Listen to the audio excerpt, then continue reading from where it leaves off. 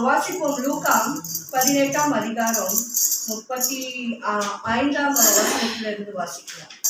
நசரேயனாகிய இயேசு போகிறார் என்று அவனுக்கு அறிவித்தார்கள். அப்பொழுது அவன், இயேசுவே, தாவீதின் குமாரனே, எனக்கு இரங்கும் என்று கூப்பிட்டார். முன்னடப்பவர்கள் அவன் பேசாமல் இருக்கும்படி அவனை அதட்டினார்கள். அவனோ, தாவீதின் குமாரனே, எனக்கு இரங்கும் என்று மிகவும் அதிகமாய் கூப்பிட்டான். இயேசு நின்று அவனை தம்மிடத்தில் கொண்டு வரும்படி சொன்னார். அவன் கிட்ட வந்த போது அவர் அவனை நோக்கி, நான் உனக்கு என்ன செய்ய வேண்டும் என்று இருக்கிறார் என்று கேட்டார். அதற்கு அவன், ஆண்டவரே, நான் பார்வை அடைய வேண்டும் என்றார். இயேசு அவனை நோக்கி, நீ பார்வை அடைவாயாக, உன் விசுவாசம் உன்னை ரட்சித்தது என்றார். உடனே அவன் பார்வை அடைந்து தேவனை மகிமைப்படுத்திக் கொண்டே அவருக்கு பின் சென்றார். ஜனங்கள் எல்லாரும் அதை கண்டு தேவனை புகழ்ந்தார்கள். கூப்பிடு, அவர் சமீபமாய் இருக்கும் போது நீ தேவனை கூப்பிடு என்று ஒருத்தர். அவர் சமீபமாய் இருக்கும் போது, நம் அருகிலே இருக்கும் போது, உன் ரட்சிப்புக்காக, பிறருடைய ரட்சிப்புக்காக நீ தேவனை கூப்பிடு. தாவீது குமாரனே, எனக்கு இறங்கும் என்று கூப்பிடுகிறார். உடனே இயேசு அங்க நின்று அந்த மகனை திரும்பி பார்த்து, உனக்கு என்ன வேண்டும் என்று சொல்லும் போது, நான் பார்வை அடைய வேண்டும் என்று சொல்லி அங்கே பார்வை அவனுக்கு கிடைக்கிறது நாம் பார்க்கிறோம். ஆண்டவர் அந்த இடத்துல என்ன செய்கிறார்? அற்புதத்தை செய்கிற தேவனா இருக்கிறார். அதனால நீ ஆண்டவரை நோக்கி கூப்பிடும் போது, உன் சமீபமா இருக்கும் அல்லே, ஆண்டவரை நோக்கி கூப்பிடும் போது அவர் உன் கூக்குரலை கேட்டு அவர் உங்களுக்கு என்ன செய்கிறார்? பதில் செய்கிற தேவனா இருக்கிறார். அப்படியே விடுகிற தேவன் அல்ல, அவர் பதில் செய்கிற தேவனா இருக்கிறார். ஏனென்றால் அவர் பேசுகிற தேவன், கேட்கின்ற தேவன், நடக்க செயல்படுத்துகிற தேவன், அற்புதத்தை செய்கிற தேவன். நீ கூப்பிட்ட உடனே ஜீவனுள்ள தேவன் என்ன செய்கிறார்? அவர் அங்கீகரித்து கேட்டு உடனே திரும்பி, என்ன வேணும் மகளே, என்ன வேணும் மகனே உனக்கு என்று கேட்டு அவர் பதில் செய்கிற தேவனா இருக்கிறார். என்னை நோக்கி கூப்பிடு, நான் அப்பொழுது உனக்கு என்ன செய்கிறேன்? மறு உத்தரவு தந்து உனக்கு அறியாதது எட்டாததும் உனக்கு காரியங்களை உனக்கு வெளிப்படுத்துவேன் என்று அறிவிப்பேன் என்று சொல்லுகிற தேவனாய். இதனால உன்னுடைய காரியம் அவருடைய சமூகத்திலே கொண்டு போக வேண்டிய காரியமாக இருக்கிறது. உன்னுடைய பிரச்சனை, உன்னுடைய கஷ்டங்கள், உன்னுடைய பாரங்கள், உன்னுடைய கவலைகள், உன்னுடைய தேவைகளை என்ன பண்ணுமா?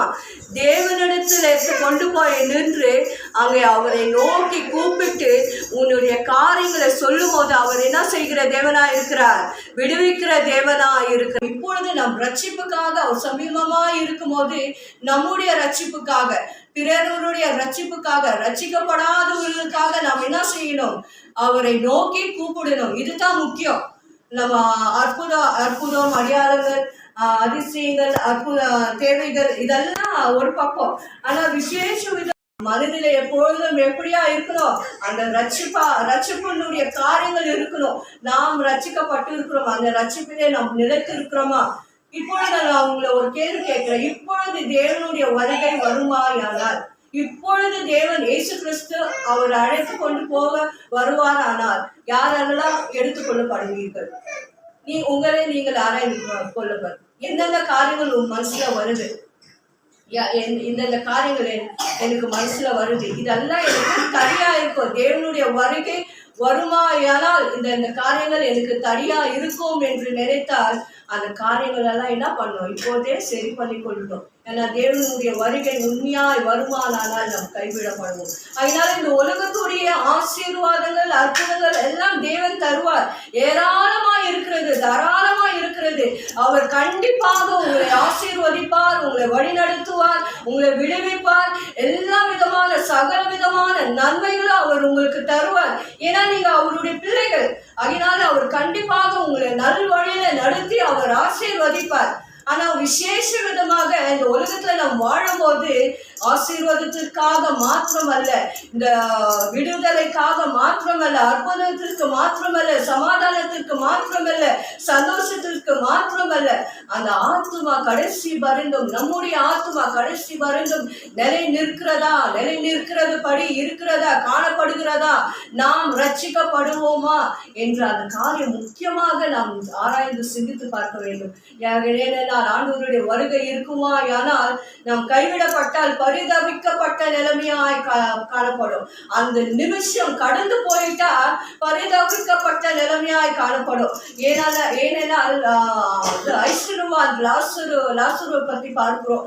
ஐஸ்வர்யவான் என்ன செய்கிறான்? தன்னுடைய காரியத்திற்காக அவன் இஷ்டம் போல சுகபோகமாய் சந்தோஷமாய் தேவனை தேடாமல் மதியாமல் என்ன பண்ணுகிறான்? இருக்கிறார், இஷ்டத்து போல இருக்கிறார். ஆனால் லாசருவோ தேவனை தேடி அங்க காணப்படுகிறார். நாம் ஐஸ்வர்யவா இருந்து நரகத்துக்கு போகிறதை விட ஒன்றும் இல்லாமல் இருந்து நம் பரலோகத்தை அடைவது பாக்கியமானது. அதுதான் நான் சொல்லுகிறேன். நம் ரட்சிப்பு தான் நம்மளுக்கு என்ன பண்ணோம்? விசேஷ விதமாக இருக்கிறோம். ஐஸ்வர்யவான் சாகிறான், லாசருவோ சாகிறான். ஐஸ்வர்யவான் செத்த உடனே அவன் எங்க போகிறான்? நரகத்துக்கு போகிறான். நரகத்துக்கு போயிட்டு அங்க நரகத்துல வேதனையில அவன் தேவனை நோக்கி கூப்பிடுகிறான். ஒரு சொட்டு தண்ணி என் நாவில நினைத்தால் போதும் என்று கதறுகிறார். நான் மீண்டும் உலகத்திற்கு போய் என் சகோதரனுக்கெல்லாம் உம்மை பற்றி நான் அறிவிக்கிறேன், நான் அவர்களை ரட்சிப்பின் பேழைக்குள்ள கொண்டு வருகிறேன் என்று அவர் கதறுகிறார். ஆனால் ஆண்டவர் சொல்றார், உலகத்தில் இருக்கிற மக்கள் அங்க சொல்லுவாங்க, அவங்க பார்த்துக்குவாங்க அப்படின்றார். ஏன்னா அந்த நரகத்தை அந்த சமீபமா இருக்கும்போது அவரை தேடாமல், அந்த சமீபமா இருக்கும்போது அவரை பார்க்காமல், அவரை சமீபமா இருக்கும்போது அவரை கூப்பிடாமல் நாம் என்ன சொல்கிறோம்? நம்ம சொந்த வேலைகளை நாம் பார்க்கிறோம், இந்த உலகத்தையே நாம் பார்க்கிறோம், இந்த நம்முடைய காரியங்களை பார்த்து பார்த்து பார்த்து நம்முடைய ரட்சிப்பை எழுந்து விடுகிற பிள்ளைகளா இருக்கிறோம். அதனால அந்த ஐஸ்வர்யவான் என்ன செய்கிறார்? நரகத்துக்கு போய் அவன் கதறுகிறார். ஒரு விசை எனக்கு நேரத்தை ஸ்லாக்கித்த தாரும் என்று ஒரு விசைக்காக ஸ்லாக்கித்த தாரும். அவன் சமீபமா இருக்கும்போது அவன் தேடாமல் போனதுனால அவன் நித்திய நரகத்துக்கு அடைந்தான். முடிந்தது. நரகத்துக்கு போன பிறகு அங்க மாற்றமே இல்லை, அங்க விடுதலே இல்லை, அவ்வளவுதான். அங்க ரட்சிப்பே இல்லை, அங்க வேதனை கண்ணீர் மாற்றம் தான். மீண்டும் நான் ரட்சிக்கப்படுவானா? மீண்டும் அந்த இயேசுவை நான் பார்ப்பேனா? மீண்டும் நான் அந்த ரட்சிப்பின் பேழைக்குள்ள வருவானா? மீண்டும் நான் விடுவிக்கப்படுவானா என்றால் அப்படிப்பட்ட காரியம் அங்க நடக்காது. அதுதான் முடிந்தது. அதனால நம் இந்த உலகத்திலே நாம் இருக்கும் போதே நம்முடைய ஆத்மாவுக்காக நாம் பாரப்பட வேண்டும், நம்முடைய ரட்சிப்புக்காக நாம் பாரப்பட வேண்டும். நாம் சரியாக நிலையில இருக்கிறோமா? நாம் சபைக்கு வரோம், எல்லாம் சரி. ஆனால் நம் ரட்சிப்பு, ஆண்டவருடைய வசனம் சொல்கிறது, கடைசி வரைந்தும் நிலை நிற்கிறவனே ரட்சிக்கப்படுவான். அந்த ஆண்டவருக்குள்ள என்ன பண்ணோம்? நம்ம நிற்கணும். அந்த சோதனை வர நேரத்திலே நம்ம ஆண்டவருக்காக நிற்கணும். அந்த பலவீனமான நேரத்திலே ஆண்டவருக்காக நிற்கணும். அந்த நேரமில்லாத நேரத்திலே ஆண்டவருக்காக செலவழிக்க, ஆண்டவருக்காக பாட, ஆண்டவருக்காக துதிக்க, ஆண்டவரிலே அன்பு செலுத்த நம்மளுக்கு என்ன இருக்கணும்? நேரம் இருக்கணும். நம்ம கேட்டாக்க யார் உனக்கு பிரியமானவர்கள் என்றால் ஒருத்தருக்கு ஒரு பேர்கள் இருக்கும். என் கணவர் பிரியமானவர், இல்லை என் பிள்ளைகள் பிரியமானவர், இல்லை என் மனைவி, இல்லைனாக்கா சொந்த பந்தம், அக்கம் பக்கம், இது பெரிய காரியங்கள் சொல்லுவாங்க, வேற எல்லாம் சொல்லுவாங்க. ஆனா நமக்கு யாரா இருக்க வேண்டும்? இயேசு. இதெல்லாம் இருக்கணும் தான். அது உலகத்தோடு முடிந்துடும். பரலோகத்துக்கு போயிட்டு அங்க கணவனோ இல்லை, மனைவியோ இல்லை, பிள்ளைகளோ இல்லை, எல்லாம் சரிசமம்.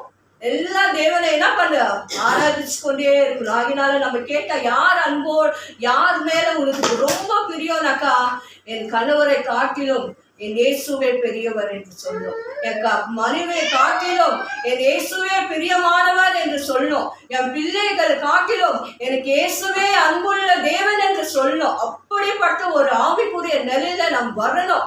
எல்லா காரியத்திற்கும் முன்பதாக வைத்து யார் பெரியவர், யார் உனக்கு வேணும் என்று கேட்கும் போது, எனக்கு இயேசு தான் வேணும், இயேசு தான் நான் அன்பு கொள்ளுகிறேன் என்று முக்கியப்படுத்தி அவரை முன்னால நீங்க வைக்கணும். அப்படி நம்ம வைக்கும் போது தான் அது நம்ம கிரிகளே தெரிஞ்சிடும். இப்போ நம்மளுக்கு ஏதாவது ஒரு நேரிடுதுன்னா, இப்போ கல்யாணத்துக்கு போறோம் அப்படி நேரிடுதுன்னா, அந்த ஆலயத்திற்கு போக முடியாம கல்யாணத்துக்கு போறோம்னு ஒரு சூழ்நிலை வருதுன்னா நம்ம என்ன பண்ணுவோம்? அந்த பிரியம் நம்ம அப்படியே இழுக்கும். நம்ம ஆலயத்தை இழுத்து கொண்டு தான் நம்ம என்ன பண்ணோம்? இதை செய்யணும் என்று அந்த கிரியில தெரிஞ்சிடும் யார் மேல நீங்க பிரியமா இருக்கிறீர்கள் என்று. அதனால இந்த உலகத்திலே நாம் சமீபமா இருக்கும் போதே நாம் ரட்சிக்கப்படணும். ஐஸ்வர்யவான் என்ன பண்ணுகிறார்? அந்த நரகத்துல போய், ஆண்டவரே ஒரு நிமிஷமா எனக்கு அந்த உலகத்துல போய் எனக்கு அந்த ஸ்லாக்கத்தை கொடுங்க, நான் போறேன், திருப்ப அந்த ரட்சிப்பு வேணும் என்று சொல்லும் போது, அந்த ரட்சிப்பு இல்லாதபடிக்கு காணப்படுகிறது. அதனால நமக்கு ஒரு பாக்கியம், இந்த உலகத்திலே இருக்கும்போதே நம்மை நாமே நிதானித்து சரி பண்ணுகிற காரியமா இருக்கிறது அல்வா. ஒரு பாக்கியத்தை கொடுத்து இருக்கிறார் அல்வா. அவர் உங்களை தேடி வந்து உன் ரட்சிப்புக்காக கூப்பிடு, உன் ரட்சிப்புக்காக கூப்பிடு என்று சொல்லும் போது, தேவனே என்னை சரிப்படுத்தும், என் ரட்சிப்பு நிலைத்து இருக்கிறதா, உங்களுடைய வருகை இருந்தால் நிலைத்து கொள்ளப்படுவதா என்று நீங்களே ஆராய்ந்து பார்த்து நீங்களே தேவனிடத்தில் கேட்டு உங்களை நீங்கள் சரி பண்ணிக்கொள்ள வேண்டும். 10 கனிகள் 5 கனிகள் என்ன பண்ணுகிறார், சரியாவே ஆயத்தமாகல, என்ன எடுத்துன்னு போல, திடீர்னு தேவனுடைய வருகை வந்து திடீரென்று வரும். கண் மூடி கண் திறக்கிறதுக்குள்ள தேவனுடைய வருகை வந்து முடிந்துவிடும். அப்பொழுது நீ அமர்ந்து உக்காந்து ஆயத்த பண்ணி பசுத்தப்படுத்தி, ஆண்டவரே பாவங்களை மண்ணு, நான் இது குறையா இருக்கிறேன் அப்படியெல்லாம் அந்த நேரத்துல முடியவே முடியாது. நம்ம எப்பவுமே என்ன பண்ணோம், ஆயத்தமா இருக்கணும். இப்படி வினாடிக்குள்ள அந்த கண் மூடி அப்படி தற்கத்துக்குள்ள ஆண்டவருடைய வருகை வந்துவிடும். அப்ப நாம் எங்க நிற்போம்? அந்த பாக்கியமான காரியங்கள் நாம் எழுந்து விடக்கூடாது. அந்த ரட்சிப்பின் காரியம் நாம் எழுந்து விடக்கூடாது. அதனால்தான் எப்பொழுதும் சொல்றோம், ஆண்டவருக்குள்ளே எப்பொழுதும் நிலைத்திருங்க, ஜெபித்து கொண்டு இருங்க, வேதத்தை வாசிங்க. நாம் கிறிஸ்துவர்களா இருந்தாலும் கூட தேவனுடைய பரலோகத்து ராஜ்யத்திற்கு பிரவேசிப்பது மிக மிக மிக மிக மிக கடினம். ஏன்னா இந்த வேதத்தின் பிரகாரம் நாம் நடக்கணும். தாழ்மையா இருக்கணும், நீடிய பொறுமையா இருக்கணும், கோபப்படக்கூடாது, வைராக்கியம் இருக்கக்கூடாது, சண்டை இருக்கக்கூடாது. எப்படி சிறு சிறு காரியங்கள் பொய்கள் காணப்படக்கூடாது. இந்த சிறு சிறு காரியங்கள் எல்லாம் தேவன் பார்க்கிறார். மோசை வந்து சிறு காரியத்துல தான் அவன் கானான பிரவேசிக்க முடியாமல் போயிடுச்சு. 10 கனிகள் என்ன குறைவா இருந்ததுனால தான் அந்த பரலோக ராஜ்யத்திற்கு அடைய முடியாமல் போயிடுச்சு. அதனால நம்முடைய வாழ்க்கையில சிறு காரியங்கள் கூட பாவமா இருக்கும். அந்த பாவத்தை நாம் என்ன பண்ணோம், முதலாக உதவி தள்ளிவிட்டு நம்ம கடந்து செல்கிற பிள்ளைகளா இருக்கணும். அதனால நம்முடைய பாக்கியமான நேரத்தை நம்ம என்ன பண்ணுமா, நம்முடைய ரட்சிப்பை நாம் பலப்படுத்தணும், நம்முடைய ரட்சிப்பை நாம் காத்துக்கொள்ளணும். நம் ரட்சிப்பு நம்ம கிட்ட இருக்கிறதா, நாம் ரட்சிக்கப்பட்டு இருக்கிறோமா என்று நாம் முதலாக தேவனுடைய சமூகத்துல அமர்ந்து ஆராய்ந்து பார்க்க வேண்டும். அந்த நேரம் போயிடுச்சுன்னா அந்த உலக காரியம் முடிந்து நம்ம பரலோக அந்த காரியத்திற்கு தாண்டிட்டோம்னா, அதன் பிறகு நாம் இன்னதான் கதறினாலும் அந்த ரட்சிப்பு கிடைக்காது. இந்த உலகத்துல இருக்கும் போதே நம்ம என்ன பண்ணுமா, அதை பயன்படுத்தி கொள்ள வேண்டுமா இருக்கிறது. ஆண்டவருடைய சத்தம் ஒன்று பலமா இருக்கிறது அல்வா. அவருடைய வார்த்தையினாலே இந்த உலகத்தையே படைத்தார். அவருடைய சத்தத்தினாலே, அவருடைய வார்த்தையினாலே இந்த உலகத்தை படைத்தார். நம்மை படைத்தார், நம்மை உருவாக்கினார். அவர் சத்தத்தினாலே உருவாக்கினார். எத்தனையோ அவருடைய சத்தத்தினாலே வல்லமையினால அற்புதங்கள் நடந்துட்டு, வல்லமை நடந்துட்டு. ஆனால் ஒரு காலம் வரும், அவருடைய சத்தம் கேட்ட உடனே என்ன பண்ணுமா, எல்லாரும் பயந்து ஓடி ஒளிந்து கொள்வார்கள். வாசிப்பாங்க, வெளிப்படுத்தல் சுவிசேஷம் 6ஆம் அதிகாரம் 15 வசனம், 15, 16, 17 அந்த இடத்துல போடப்பட்டிருக்கிறது. வாசிக்கலாம். ஜனங்கள் எப்படியாக அந்த இடத்துல கூக்குரல் எடுத்து மலைகள் கிட்ட போய் என்னை மறைத்துக் கொள்ளுங்கள் என்று சொல்லுகிறார்கள். வெளிப்படுத்தல் 6ஆம் அதிகாரம் 15, 16, 17. பூமியில ராஜாக்களும் பெரியோர்களும் ஐஸ்வர்யவான்களும் சேனை தலைவர்களும் பலவான்களும் அடிமைகளும் யாவரும் சுயாதீனர் யாவரும் பர்வதங்களின் குகைகளிலும் கண்மலைகளிலும் ஒளிந்து கொண்டு பர்வதங்களையும் கண்மலைகளையும் நோக்கி, நீங்கள் எங்கள் மேல் விழுந்து சிங்காசனத்தின் மேல் வீட்டிற்கிறவருடைய முகத்திற்கு ஆட்டுக்குட்டியாருடைய கோபத்திற்கும் எங்களை மறைத்துக் கொள்ளுங்கள். அவருடைய கோபாக்கினையும் மகானாக வந்துவிட்டது, யார் நிலைநிற்க கூடும். அவர் கோபம் எப்படியா இருக்குமா, பயங்கரமா இருக்குமா. அவர் நிலையில யார் நிலையில இருக்கக்கூடும், அவருக்கு மின்னதாக யாருமே நிற்க முடியாது. அந்த நேரம் கடந்து விட்டா அவர் கனிவா பேசுவார். இந்த உலகத்துல இருக்கும் போது என்ன பண்ணுவாரு, பணிவா பேசுவார். நான் உன் பாவங்களை மன்னிக்கிறேன், நான் உன்னை விடுதலை ஆக்குறேன், மகளே ஓடிவா, எல்லாம் கனிவா பேசுவார். இந்த உலகத்துல இருக்கிற வரைக்கும் அந்த கனிவு. அந்த நேரம் அந்த காரியம் அந்த நேரம் முடிந்த பிறகு, அந்த கிருபையின் காலம் முடிந்த பிறகு அந்த கிருபையும் உனக்கு கிடைக்காது. அந்த கனிவான வார்த்தையும் அந்த கனிவான அந்த சத்தம் உனக்கு மீண்டும் வராது. மலைகள் கிட்ட போய் என்ன சொல்லுவாங்க, என் மேலே விடுங்க, அதை போய் தேடுவாங்க, மரணத்தை தேடுவாங்க. ஆனா மரணத்தை அடைய முடியாது. அந்த மரணத்தை அழியாம என்ன பண்ணுவாங்க, கோபாக்கினை வந்து விட்டது, அவர் முகத்தை பார்க்க முடியாது, யார் நிற்கக்கூடும் அப்படின்னு அந்த நேரத்தில் சொல்லி கதறுகிறதை நாம் பார்க்கிறோம். அதனால அந்த சமீபமா இருக்கும் போது நம்ம ரட்சிப்புக்காக நாம் கதறணும் வேணும். நம்முடைய சொந்த பந்தம், உங்களுடைய அக்கம் பக்கம், உங்களுடைய சொந்தத்திலே யாரெல்லாம் ரட்சிக்கப்படாது இருக்கிறார்களோ உங்களுக்காக நீங்க கதறுங்க. நீங்க மாற்றம் ஆண்டவருடைய ரட்சிக்கப்பட்டு பரலோகத்துக்கு போய் இருக்கும் போது ரட்சிக்கப்படாத பிள்ளைகள் நீங்கள நரகத்திலே பார்க்க முடியுமா? உங்களுக்கு சந்தோஷமா இருக்க முடியுமா? அவங்க வேதனையிலே கண்ணீரிலே பசியா துடிக்கும் போது, அவங்க ஆகாரத்திற்காக கதறும் போது, அவங்க தண்ணீருக்காக கதறும் போது, ஐயோ ஐயோ ஐயோ என்று கூக்குரல் இட்டு கொண்டு இருக்கும் போது உங்களால தாங்க முடியுமா? உங்க சொந்த பந்தங்கள் அங்க இருக்கும் போது உங்களால தாங்க முடியுமா? அது ஒரு வேதனையான காரியம். அதனால சமீபமா இருக்கும் போது உங்களுடைய ரட்சிப்பு முதலாவது திடப்படுத்துங்கள். பிறகு உங்களுடைய சொந்த பந்தங்கள், கூட பிறந்த பிள்ளைகளுக்காக நீங்கள் அவர்கள் மன்றாடுங்க. அந்த ரட்சிப்புக்காக நில்லுங்க. இந்த உலக காரியம் மேன்மையா இருக்கலாம், இந்த உலக காரியம் ஆசீர்வாதமா இருக்கலாம், ஆனால் அதெல்லாம் குப்பை என்று பவுல் சொல்லுகிறார். குப்பை, ஒன்றுமில்லை. அது கொஞ்ச காலத்தான் அதோடைய ஆசீர்வாதம். அந்த காரியங்கள் எல்லாம் அதெல்லாம் மாய, அந்த கொஞ்ச காலம் அப்புறம் மாயமா போயிடும். அதுல ஒண்ணு இல்லை. ஆனால் நாம் என்ன செய்ய வேண்டும்? நித்தியமான காரியத்திலே, சந்தோஷத்திலே, நித்தியமான காரியத்திற்காக நாம் தேட வேண்டும்.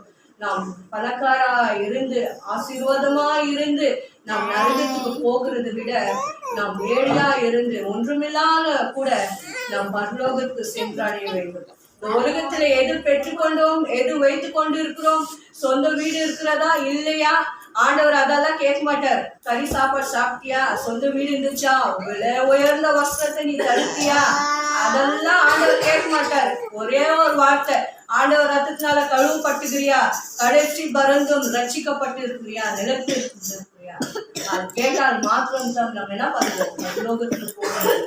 அதனால அந்த ரட்சிப்பை நாம் எழுந்து விடாதபடிக்கு அவர் நம் சமீபமா இருக்கும் போது, இந்த உலகத்திலே நம் சமீபமா இருக்கும் போது, அந்த ஸ்லாக்கியத்தை நம்மளுக்கு கொடுத்திருக்கும் போது நாம் என்ன பண்ணணும்? ஆண்டவரை நோக்கி அந்த ரட்சிப்புக்காக உறுதிப்படுத்தி, பிறருடைய ரட்சிப்புக்காக நாம் மன்றாடி அந்த ரட்சிப்பை நாம் உறுதிப்படுத்தணும்.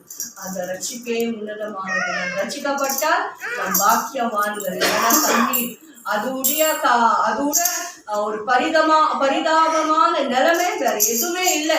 அந்த ரட்சிப்பை எழுந்து நரகத்துல முடிக்கிறது தான் ஒரு பரிதாபமான காரியங்கள். இந்த உலகத்துல அநேக காரியங்கள் நீ இழக்கலாம், அநேக காரியங்கள், அநேக ஆசீர்வாதங்களை இழக்கலாம், அநேக உன்னதமான காரியங்களை இழக்கலாம். ஆனா ரட்சிப்பு உன் கையில கொடுத்து இருக்கிறது. அதை பிடித்து கொண்டு நீ கடைசி பரந்தும் நிலத்திருந்து ஆண்டவருக்காக நீ நிற்கும் போது, ஆண்டவருக்காக இன்னும் தேடும் போது, ஆண்டவருக்காக செபிக்கும் போது அவர் உன்னை ரட்சிக்கிற தேவனா இருக்கிறார். கடைசி ஆண்டவருடைய வருகை வரும்போது நீ ஆண்டவரிலே பிரியப்படுகிறதுல முடியாத காரியம். இப்பொழுதே அவருடைய அன்பு கூறு, இப்பொழுதே அவருடைய அன்பிலே நீ நிலத்தரு, இப்பொழுதே நிறைய வா செவிக்கு. அப்போ ஆண்டவர் வந்த உடனே, ஐயோ என் மகள் என்னோடு பேசிக்கொண்டு இருந்த மகள் இப்போ நான் எடுத்துக்கொண்டு போகிறேன் என்று எடுத்துக்கொண்டு போவார். ஆனால் ஒரு காரியம் இல்லாமல், தேவனுடைய அன்பு இல்லாமல், தேவனுடைய நோக்கம் இல்லாமல், தேவனுடைய எதுவுமே இல்லாம ஆண்டவர் வந்த உடனே எடுத்துக்கொள்வார் என்றால் அது கூடாத காரியம். இந்த சபைக்கு ஒரு காரியம் மாத்திரம் நான் சொல்லுகிறேன். அவருடைய வருகை இருக்குமா என்னால் நீ பரிசுத்தாவை பெற்றுக்கொண்டு இருக்க வேண்டும். நீ பரிசுத்தாவை பெற்றுக்கொண்டு இருந்தால் மாத்திரம்தான் பரலோகத்துக்கு ரட்சிக்கப்பட்டு இருக்கிற, சபைக்கு வர செபிக்கிற, அந்த பரிசுத்தாவை பெற்றுக்கொண்டு இருக்கிறியா? அதற்காக பாரத்தோடு செபி. அந்த ரட்சிப்பை எழுந்து விடாத, பாரத்தோடு செபிச்சு அந்த பரிசுத்தாவை பெற்றுக்கோ. ஆண்டவருக்கு சில உடனே கொடுப்பாரு, சில வருஷங்கள் ஆகும். அந்த பரிசுத்துக்குள்ளே கடந்து வா, அந்த பரிசுத்த நடத்துக்குள்ளே கடந்து வா, அந்த பரிசுத்தாவியை கேட்டு பெற்றுக்கோ. அந்த பரிசுத்தாவி இல்லாமல் நீ பரலோகத்துக்கு போவது கடினமா இருக்கிறது. அதனால அந்த ரட்சிப்பு சமீபமா இருக்கும்போது அந்த ரட்சிப்புக்குரிய காரியங்களை தேடி